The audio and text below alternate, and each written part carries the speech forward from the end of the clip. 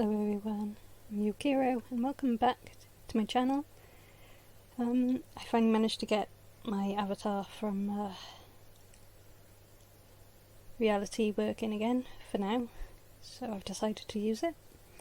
So today we're going to talk about Dragon Age and why, as a medium, gaming medium, that storytelling really doesn't matter what medium it's in. So obviously, to those who have viewed my gaming sessions of Dragon Age Origins, you've probably noticed that I've been playing the Human Noble, but there are other races and classes that you can play as, which each has their own different opening, and it does slightly affect what people say and respond with and how they treat you in game. It doesn't make the game any harder or easier. It just gives you different dialogue options. Sometimes it might take a little bit more to convince someone to do what you want, but as a whole you can do everything, no matter what race you are or what class you choose. Dragon Age Origins is probably my favourite of the trilogy so far. They're working on a fourth game, but that's who knows when that's going to come out. Let's just say we've been waiting for a while, and I don't know what it's going to be like, and whether or not they're going to keep such strong lore and storytelling going with it. Unfortunately, there is a bit of I don't really want to say controversy, because it's not really controversial, but they have let go some of their writers, including someone who is well praised for writing one of the most beloved character in Dragon Age, Varric. So it's hard to say how the next game's going to turn out. We'll see. I'll hold off on too much judgment until then, but I am a little bit nervous for it, especially since it's taken so long to get anywhere with it, and from what I've heard, they're going to make it more hack and slash, and that's not really Dragon Age. But anyway, I digress. So, Dragon Age has rich lore and world building, as I've said. So the world is known as Thedas. A little bit of the more you know. Thedas is just short for the Dragon Age system, which I find is really quite funny, but a little bit of nerd thing there. So the game obviously has diverse cultures, religion, history, and obviously different races such as humans, elves, dwarfs, Qunari. Anyway, so all the characters are complex. Obviously we haven't, in my playthrough, met all the characters, but we've met Alistair, Duncan, and a few side characters. And they all have their own backgrounds, personalities, and motivations that, guide them through the game. For the most part, although the graphics are a bit dated, they still feel like real people. And, your choices cause them to react certain ways. So, for example, if I do something bad, Alistair's probably going to say something about it, whereas, say, Morrigan probably isn't going to care so much. But maybe she will. Maybe what you do is something she doesn't agree with, and she'll respond to that. Some characters can actually leave your party or attack you if you do certain actions. You can kill some of the characters. You can also tell them to leave you alone and go away, and they will. Obviously you can also romance some of them are straight, some of them are bi. In later games you have more options than the first as to who you romance, but there's still a fair decent amount of romance options in the first game. What I like most about the first game is that you do get to like play your character from their origins, hence origins. This doesn't really happen in the later games. Number 2, you have to play as human, so you don't really get to see how diverse the races are. In Inquisition, again, you don't really get to see their life before the events of Inquisition. You do get a few map missions which may, revolve around your character and where they live, but in game you just get dialogue options. You don't really see much of a difference. So obviously with Origins that's not the case. They actually, show you where the character lives. For example, obviously the human noble lives in a noble estate, whereas a mage will live in the circle of magi, and you'll run through that campaign. Elves either have 3 options. They have the magi, they have the city elves, which is basically the slums, and you have the Dalish elves, which are basically the forest elves. So they're the nomads. So you got different options, and depending on your race and class, and you get to see how those characters would have lived before the main bulk of the game.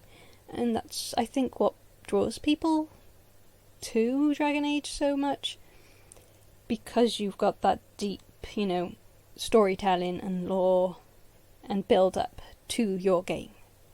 So obviously the game was created by BioWare, and it was obviously it's just distributed.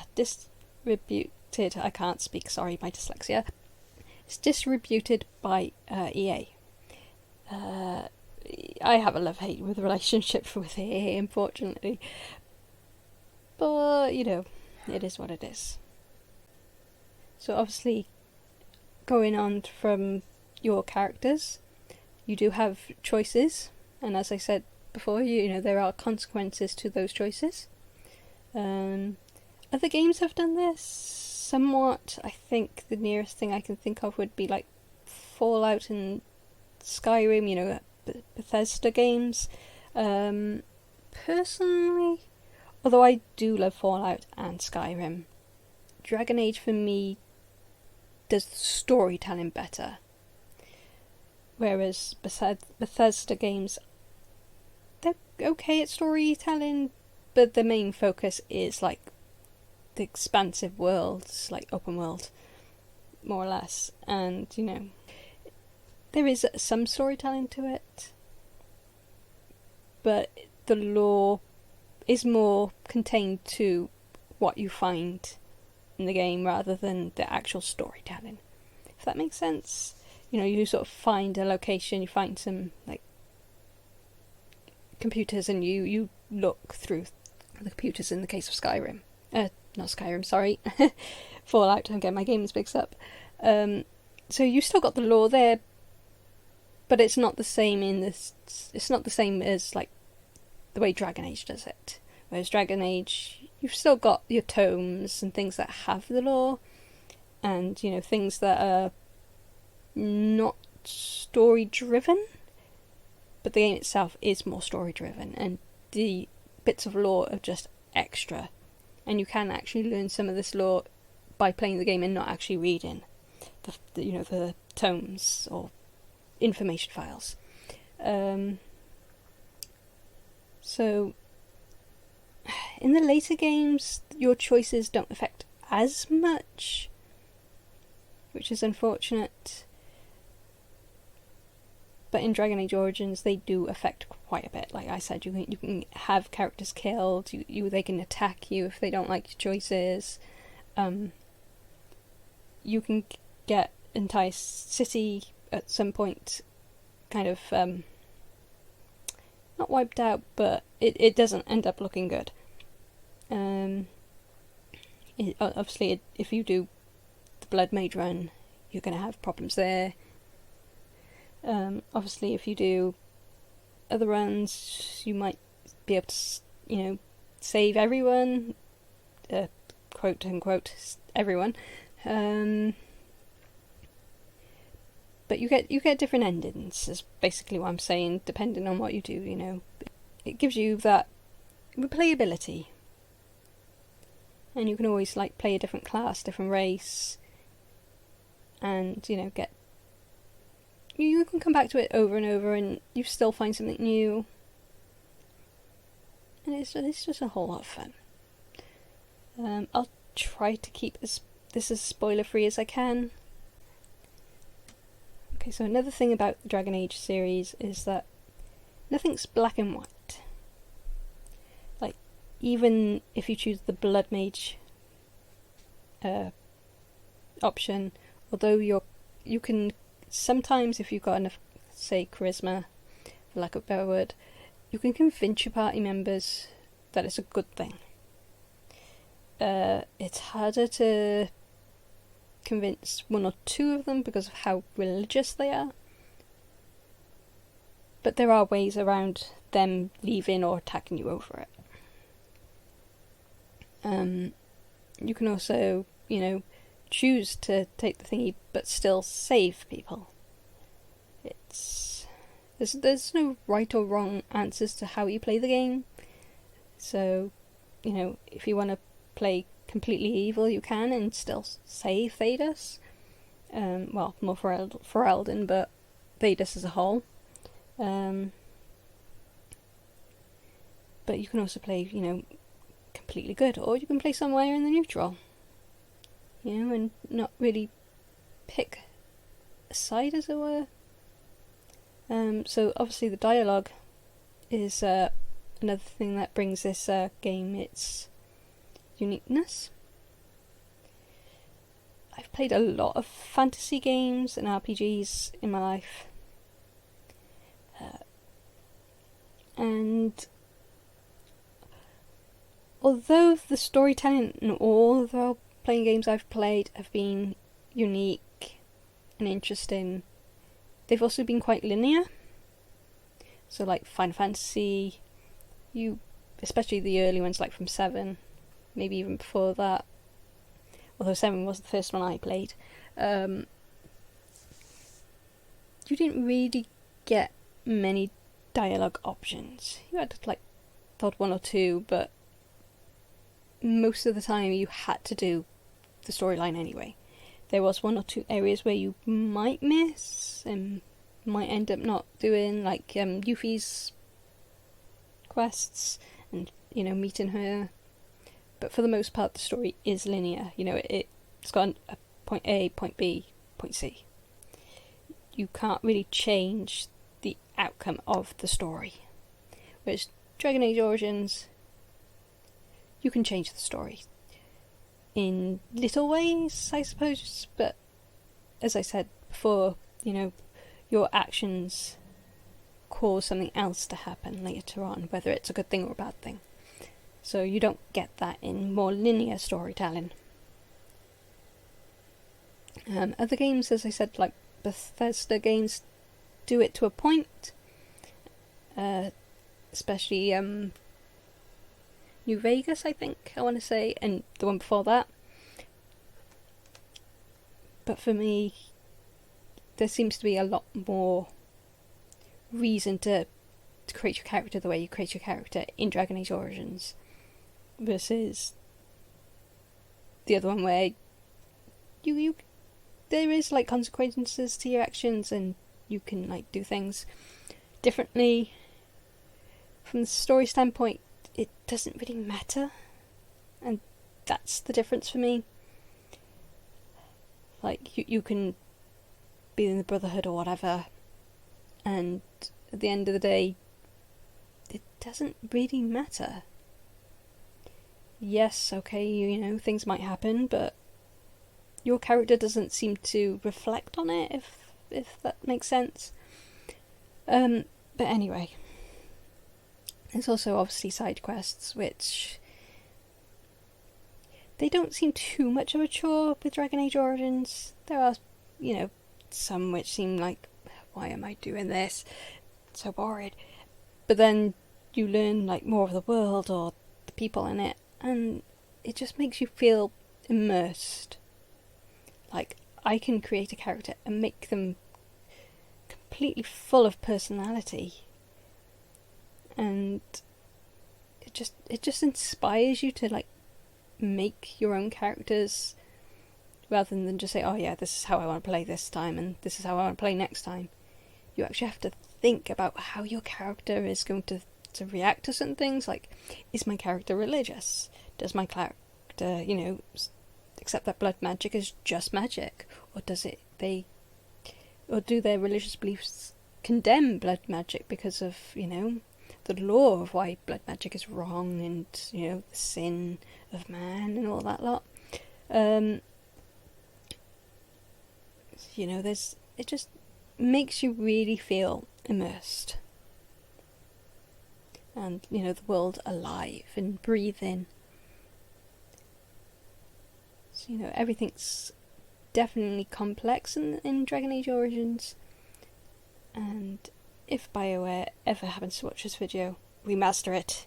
Remaster Dragon Age Origins. Like, just give me a remaster. You did it for Mass Effect, so why not Dragon Age? Come on, please. So anyway, we'll talk about the origins, I think, for now. So the human origin is the one I played first. And obviously there is other origins you can play, as I've mentioned.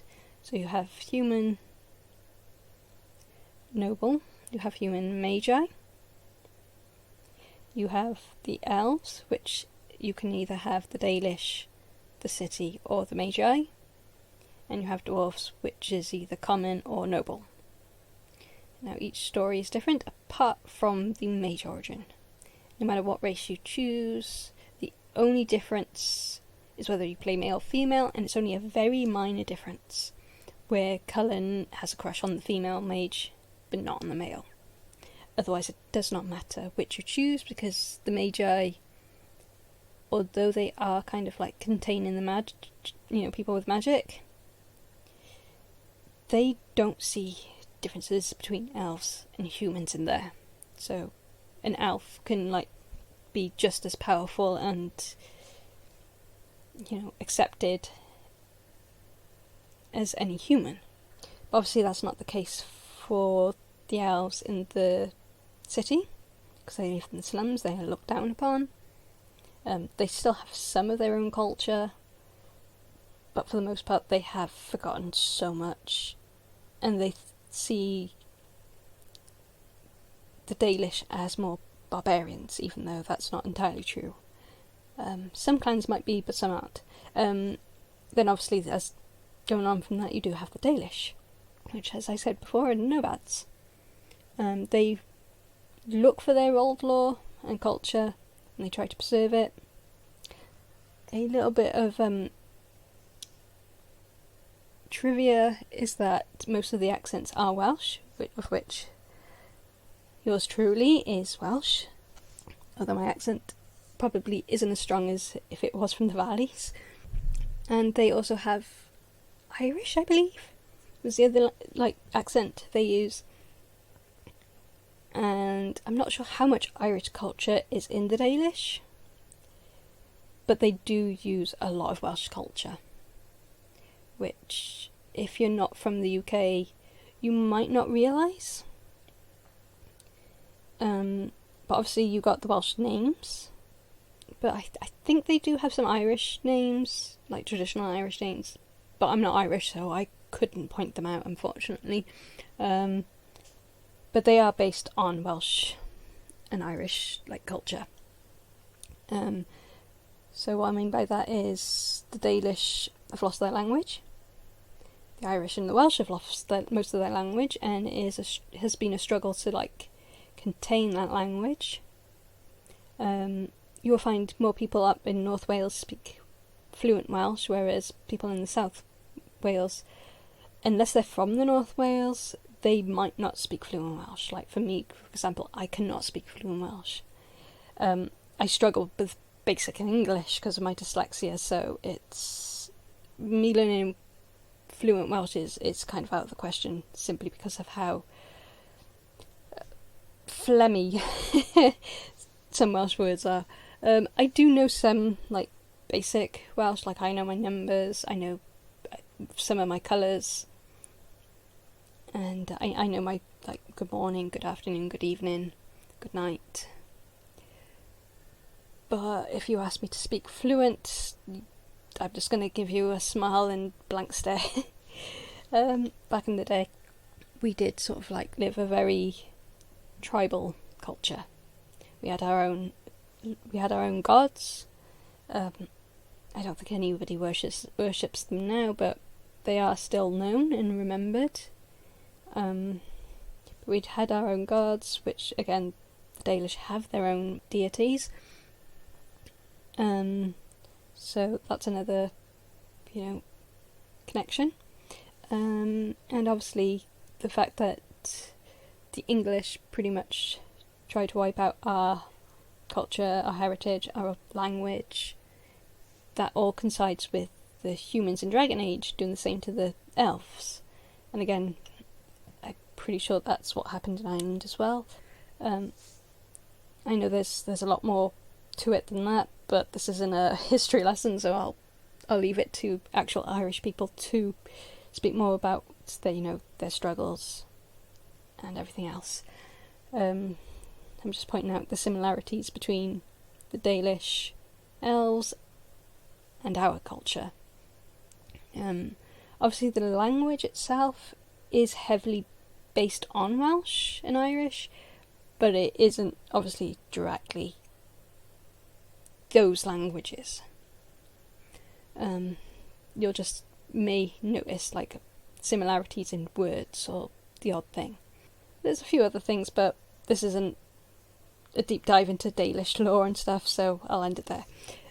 I could go on and on about the Dalish lore. I love the Dalish. They're actually what made me enjoy elves, so anyway. Then you have the dwarves. And with the dwarves, they cannot be magi. They do not dream, so they do not experience magic. There's a whole lore behind that, and I won't go into it right now. So they can be noble or commoner. So they are casteless, so they don't have a class. They are seen as not born or thrown out. They're pretty much disowned by the rest of dwarven society. So they become thieves, vagabonds. Many stay in the dwarven mountainous cities simply because they think they're going to fall out of the sky or fall into the sky, and they just rather be, struggling where they are than ever leave. Obviously you have dwarves on the surface, and those who aren't born there do struggle quite a bit to sort of get used to the fact that they're not just going to get sucked up into space, and that gravity is the thing, because they've lived underground all their lives. Whereas obviously if you're born up there, you're probably not going to experience that as a dwarf, but you don't get to play that type of dwarf in this game, unfortunately. It would be nice to have a city dwarf and see how they sort of handles everything, but it is what it is. And then you have obviously the noble dwarf. I've only played through once with the noble dwarf, I think, or twice, and that obviously depending on whether you're male or female, although it doesn't really matter too much, but it does affect how people respond to you. Females are seen as, oh, we're just going to marry her off to someone, more so than... It's kind of awkward because it's it depends on what caste your mother is, and your daughter will take on that caste.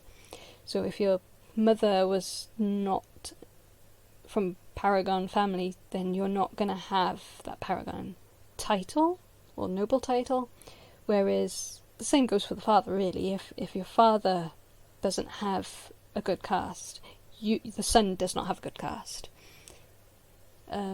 So it's definitely more complicated than I'm trying to like explain. But I just know that your brothers, or at least one of them, seems to think that, you should be being married off to someone. So, those are the different races and options you get to choose for in Origins. Obviously, I'm not going to tell you the actual storylines of those Origins, because it's more fun to experience it yourself. Maybe I'll play through them and just like the Origins, and just show people what they are like and how the stories like work for them. Each Origin, in terms of the rest of the game, kind of like your choices. It will depend on how people respond to you, is more that it does. So if you choose Dalish, the city folk are probably going to be a bit, who's that? I don't trust them. Whereas other Dalish clans are going to be like, oh yeah, we trust you. Whereas if you play human, like Noble for example, or the city humans are going to trust you more because you're from noble blood. Whereas the Dalish are like, what are you doing in our camp? Get the fuck away. The magical people have even harder because nobody trusts the Magi. Dalish don't respond too harshly to Magi, but even they know that magic can be dangerous. So they usually have only one or maybe two Magi's in a clan, and any other Magi born tend to either go to other clans who need them, or they're left to handle it for themselves. For now, I think that'll do. I might go into more depth if people would like me to discuss different things. But that kind of gives you an example of why, the Dragon Age games are so beloved by many. Maybe I can talk about the other Dragon Age 2 and Dragon Age Inquisition a bit more at some point. Maybe I can even play Dragon Age 2 and stream it. I don't think I'll be able to play Dragon Age Inquisition and stream that, simply because my computer can't run it on the laptop.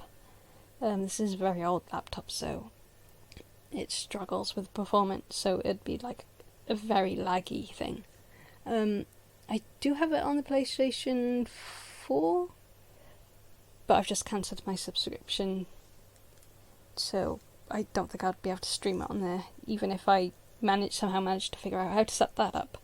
But yeah, for now, that's it. And thank you for joining. So thank you very, very much. I appreciate it. And for now, I will see you in the next one. Bye.